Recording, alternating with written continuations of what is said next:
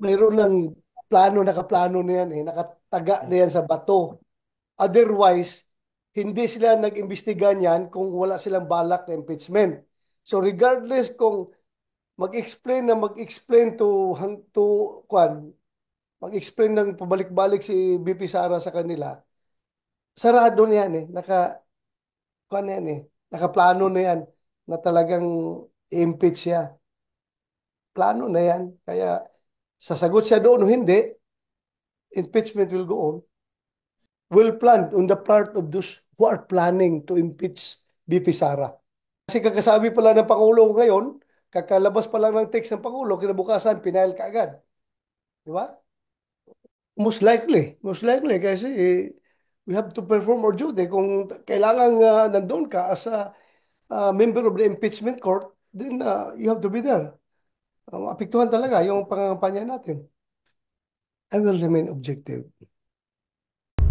Sir, being with the majority, naglabas nga ng statement ng INC na in full support doon sa posisyon ni PBBM regarding doon sa impeachment na dapat ang atupagin ay yung mga mahalagang problema ng ating bayan sa halip na impeachment. So ano po ang reaction po ninyo with regards to that statement of INC? Sabi mo nga kanina, Kuya Vic, no, may ilalabas na official statement po yung mga kapatid po natin sa iglesia. Siguro maganda rin po na mabasa rin yung magiging official statement nila. Kasi yung mga napanood ko po nasa social media, baka taken out of context. Pero ganun pa man, hindi, medyo klaro naman po yung mga napanood ko. Parang sinasabi nila, they're in support of the statement of the President. At sabi naman po nila, magsasagawa po sila ng rally. At alam po naman po natin, syempre nire-respeto po natin ang ating mga kapatid sa iglesia. At alam po natin na yung isasagawa nilang prayer rally is talagang pong pagpupulong at pagsasama po para sa ikagaganda naman po ng bansa. Wala naman po yatang religious sector ang gagawa po ng rally na sa hindi po ikakaganda ng ating estado ngayon. So, nire-respeto po natin yan. But again, hihintayin din po natin yung official statement kasi sabi nyo nga po, baka mas maganda na mabasa po ng kompleto. But again, maayos naman po yung base po sa mga nabasa ko, sa mga napanood ko, maayos naman po yung pagka-relay ng mensahe po ng Iglesia ni Cristo. So, makaka-affect, may bearing ba yun doon sa nakasampang impeachment? Yun po kasing sa impeachment, kahit sino pong sektor, maari silang maghain eh. So, ang trabaho po namin, we are constitutionally mandated na aktuhan po yun.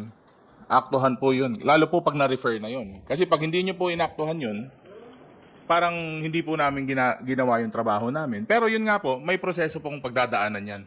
Hindi naman po isang boto lang yan. Boto po ng buong House. At ibabato po natin sa Senate. Then, depende po sa progress ng mga na-file na impeachment complaints. Thank you, Vic. Billy Vegas from Abante and Politico. You're recognized. Kung magandang tanghali po. Magandang tanghali. Hingi lang po ng reaction doon sa sinabi ni Senate President Cheese na doon sa mga kasama niya, ang appeal niya wag na mag-public statement regarding doon sa impeachment kasi daw sila yung magiging judge kung papasa sa House. Tama po yun. Actually, nakikiisa po tayo sa statement ni Senate President Cheese, no?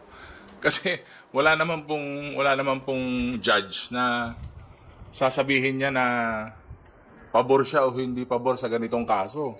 Kahit 10 judiciary kayo pumunta, wala pong judge na pupunta sa social media o sa live sa live na o kaya man lang sa publication na sasabihin niya na hindi ako pabor sa ganito, hindi ako pabor sa impeachment, pabor ako sa impeachment. Wala pong gumagawa nun. So kaya nga po nagbigay po ng word of caution si Senate President. At tama naman po. Yun naman po dapat ang gawin na if ever it reaches the Senate. Hingi na lang din po ng reaction sa sinabi po ni VP Sara. Ang sabi po niya, ang Pasko ay panahon ng pagpapatawad, pagmamahal at pagbibigay. forgiving, giving, and loving. Lagi ko pong sinasabi na depende yan sa tao. Pero dahil ako ay Vice President, kailangan ko sabihin na yan ang mensahe at ang diwa ng Pasko. Pero kung ako, hindi ako magpapatawad, sabi niya po. Siya po siguro yun. Pero kung ako nasa lugar niya, siguro, broad po kasi yung pagpapatawad. So, ang pinakauna ko pong gagawin, papatawarin ko muna yung sarili ko bago ako magpatawad ng ibang tao. Kasi pag napatawad mo na sarili mo sa mga pagkakasala mo o kung ano man nagawa mo masama, yan lang po yung panahon na makakapatawad ka na ng mga ibang tao. So, unahin po muna ang sarili para at least po makapatawad po tayo ng ibang tao. Merry Christmas. Thank you, Billy. Marian Enriquez from TV5. Go ahead with your questions, ma'am. Good morning, sir. Regarding lang po ulit dun sa Christmas dinner last night, kamusta po ba yung mood ng President? You mentioned na he was touched po, pero did you approach him? Were you able to talk to him? What did he say? Madami po kasi, pero inikutan naman po niya kami lahat.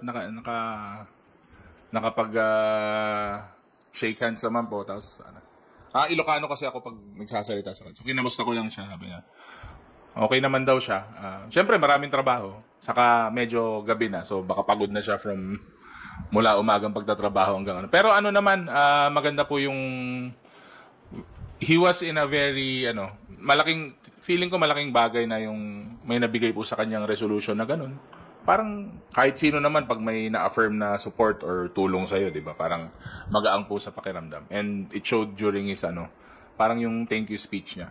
Ay naman. Maganda naman po. Sige, thank you, sir. I understand hindi niyo po natakal. You made it very clear na wala pong napag-usapan tungkol sa impeachment. So, ano po ba ibig sabihin nito, sir? Parang conscience vote na ba ito? Kanya-kanya na po kayo? Hindi naman talaga klaro naman po yung pangulo na yung legislative saka executive may magkaiba po yun. Pero hindi naman po ibig sabihin na bahala na kayo sa buhay nyo. Hindi naman ganun sa tingin ko. Kasi kahit alam naman po ng lahat na kahit ano naman yan, syempre, presidente po yan ng bansa. Meron pa rin naman pong, mararamdaman mo pa rin naman kung importante ba yung mga ganitong bagay sa kanya o hindi. Pero sinagot niya na po sa mga previous statements niya na yan na sabi nga po niya, tuloy-tuloy lang yung trabaho sa legislative, tuloy-tuloy lang yung trabaho sa executive. And sabi nga niya, it's just sabi niya? Storm in a teacup. So, para, again, to quote the president, parang hindi niya po binibigyan masyado ng weight yung part ng impeachment. So, again, kami po sa committee, sa Quadcom, tuloy-tuloy po yung trabaho namin until such time na we're ready to give the reports, yung findings. Doon po kami magbe-base. Very consistent naman po ako sa pagsagot. Since, ewan ko kung nakailang press con na ba tayo. Basta, yung mga sagot ko po sa mga press con po natin, ang goal po namin is yung dun sa committees. Then, pag nabigay po yung mga reports saka findings, then consensus, then we move forward from that. So, ganun pa rin. Sir, regarding po sa impeachment, yung Makabayan block, in-endorse po nila kahapon, isang ground na lang para mas madali, mas mabilis daw. Betrayal of public trust. I would like to read lang some of the acts. Tatlo lang din naman po yung sinight nila, and mainly, doon nga po, based on the budget deliberations and the good government hearing, which you are very active po. Sinabi dito, betrayal of public trust, meron daw pong gross abuse of discretionary powers, dus nga sa 612 million confidential funds from 22 to 2023, gross disregard of transparency and accountability, making a mockery of the audit process, which you're very aware po dun sa fabricated nga raw ng mga liquidation reports. And lastly, yun po, yung kanyang hindi o refusal to recognize po itong ating congressional oversight sa pagkandak nga po ng mga hearings. Kayo po, sir, personally, ano po yung inyong pagtingin dito? Do you support po ito pong kanilang mga arguments? Lalo na po, narinig nyo naman na rin po lahat ng mga lumabas po dito sa pagdinig. Do you support po ba itong kanilang mga tinutulak na sa impeachment?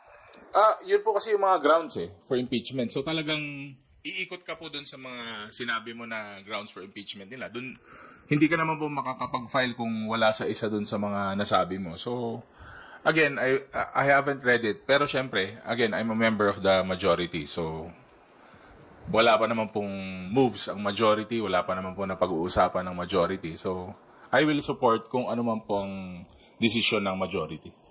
But, hindi naman po natin sinasantabi yung ginagawa nila. Kasi karapatan po nila yan.